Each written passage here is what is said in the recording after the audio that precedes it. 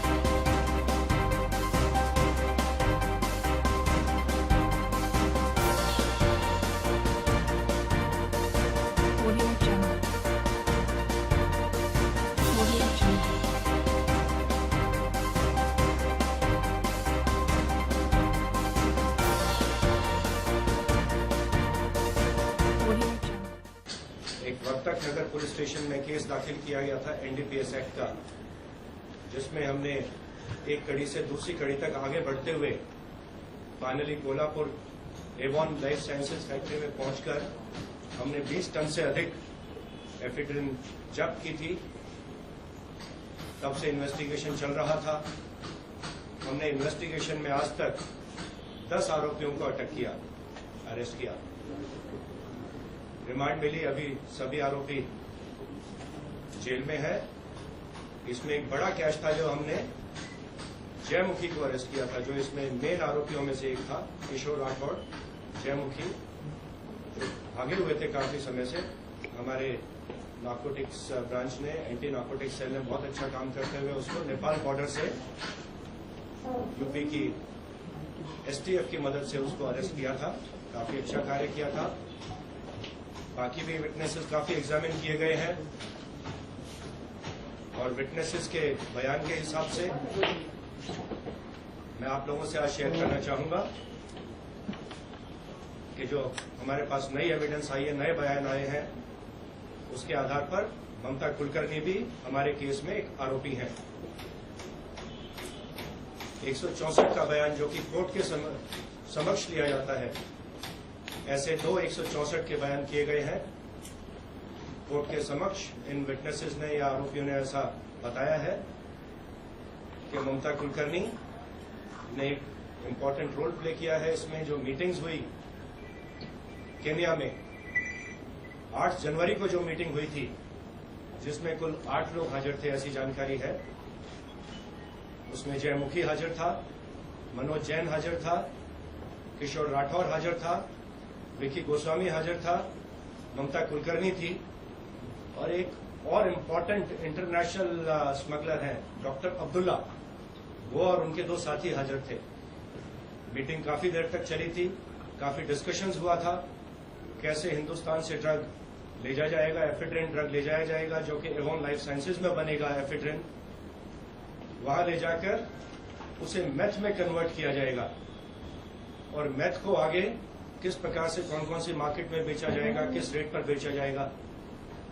और ऐसी भी चर्चा हुई थी कि उस समय एवोन लाइफ साइंसेज के जो शेयर थे वो लगभग 35 से 40 रुपए पर शेयर के हिसाब से बिक रहे थे, लेकिन इनके पास कुछ कैश की कमी थी।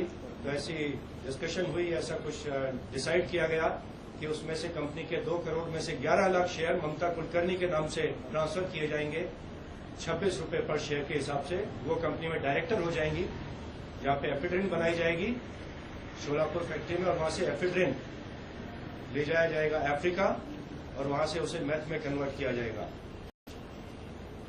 मेथ की कीमत जो उस मीटिंग में चर्चा हुई थी, उसमें मेथ बिकती है लगभग $50,000 पर किलोग्राम के भाव से, और जब एफिड्रिन से कन्वर्ट किया जाता है मेथ में तो लगभग 30% वेस्टेज होता है, तो 60 से 70% मेथ बनता है। तो आप इमेजिन कर सकते हैं टोटल 23 टन एफिड्रिन यहां से ट्रांसफर होने वाला था।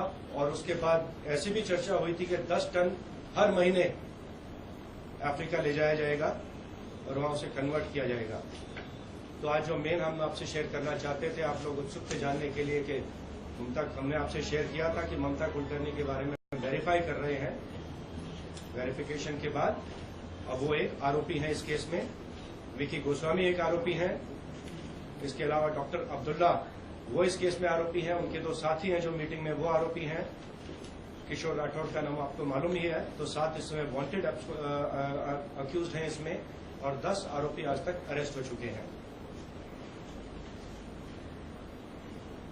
एक और मीटिंग जो 8 अप्रैल को दुबई में हुई थी, उसमें भी किशोर राठौड़ और जयमुखी गए थे इंडिया से।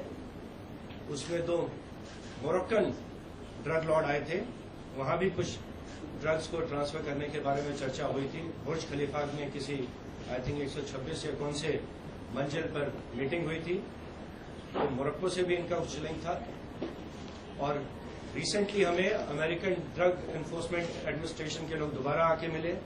उन्होंने कुछ नई जानकारी हमसे शेयर की है और उन्होंने बताया कि 2014 से एवोन लाइफ साइंसेज की चर्चा चल रही थी विकी गोस्वामी के साथ ड्रग्स को ट्रांसफर करने के लिए। और विकी गोस्वामी इंटर्न कुछ कोलंबियन ड्रग लॉर्ड से भी टच में था। डॉक्टर अब्दुल्ला उसका इम्पोर्टेंट कॉन्टैक्ट है, इम्पोर्टेंट साथी है अफ्रीका में। और जो फैक्ट्री लगाने वाला था वो डॉक्टर अब्दुल्ला लगाने वाला था मोम्बासा में। अमेरिकन ने कुछ इन्फॉर्मेशन और कुछ एविडेंस हमसे शेयर की है। हम एग्जामिन करेंगे कि इस एविडेंस का इस्तेमाल एविडेंस एक्ट के हिसाब से हमारे केस में इस्तेमाल हो सकता है कि नहीं। कुछ फोटोग्राफ भी उन्होंने हमसे शेयर किए हैं, डॉक्टर अब्दुल्ला का भी फोटोग्राफ है, बाकी कुछ इंपॉर्टेंट फोटोग्राफ भी उन्होंने हमसे शेयर किए हैं। निरंतर DEA के लोग हमसे टच में हैं और जो हमारा आगे इन्वेस्टिगेशन चल रहा है उसमें हमें काफी मदद अमेरिकन DEA से मिली है।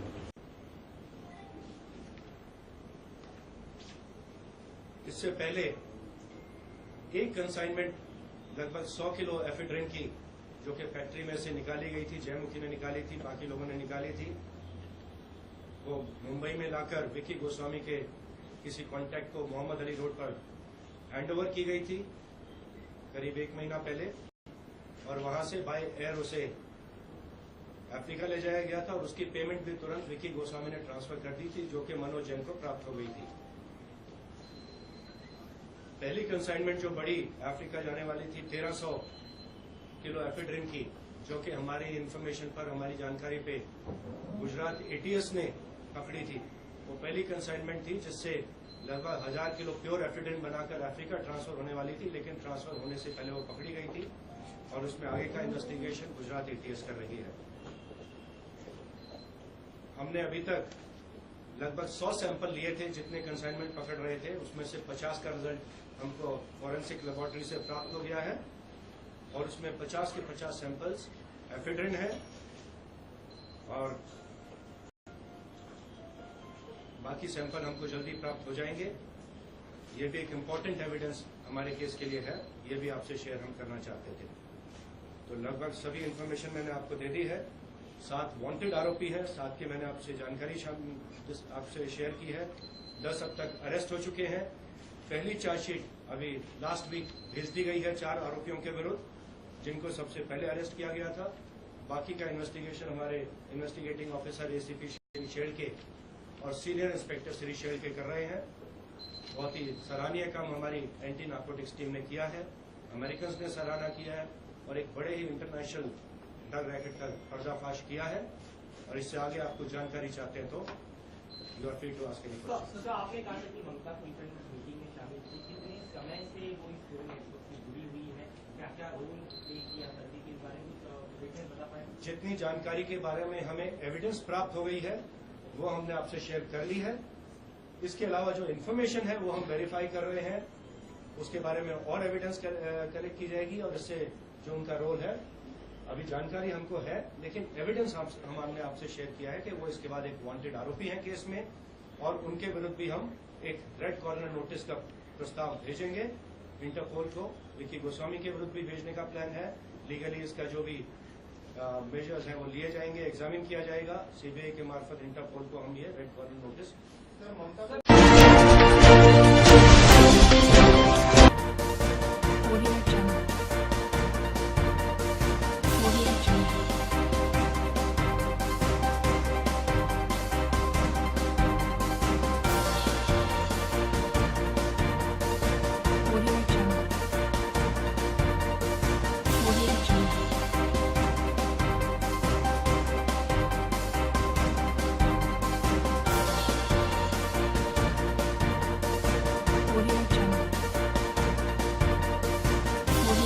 सांगली जिल्ह्यामध्ये अवैध शस्त्रांच्या अनुषंगानं शोध मोहीम राबवण्यात आली होती। यामध्ये आतापर्यंत आपण 7 आरोपींना अटक केलेलं आहे आणि त्यांच्याकडून 11 अग्निशस्त्र, ज्यामध्ये 10 पिस्टल आणि 1 रिव्हॉल्वर आणि 16 जिवंत काडतूस जप्त करण्यात आलेली आहेत। समाजामध्ये गुन्हे प्रतिबंधाचं मूलभूत काम करत असताना कुठेही अवैध शस्त्र राहणार नाहीत आणि जर कोणीही अवैध शस्त्र बाळगली असतील तर त्याबाबतची गुप्त वार्ता संकलित करून त्यांच्यावरती तातडीनं कारवाई करणं हे अत्यंत महत्त्वाचं काम आहे। मला असं वाटते की आपण या आठवड्यामध्ये एकूण 11 अग्निशस्त्र आणि हे 16 काडतूस जे जप्त केलेले आहेत त्यामुळे मोठी कामगिरी अवैध शस्त्र जप्तीच्या अनुषंगाने झालेली आहे। त्यासोबत गुन्हे प्रतिबंधाची पण त्यामध्ये कारवाई झालेली आहे। या अवैध शस्त्रांच्या अनुषंगाने आतापर्यंत झालेल्या तपासावरून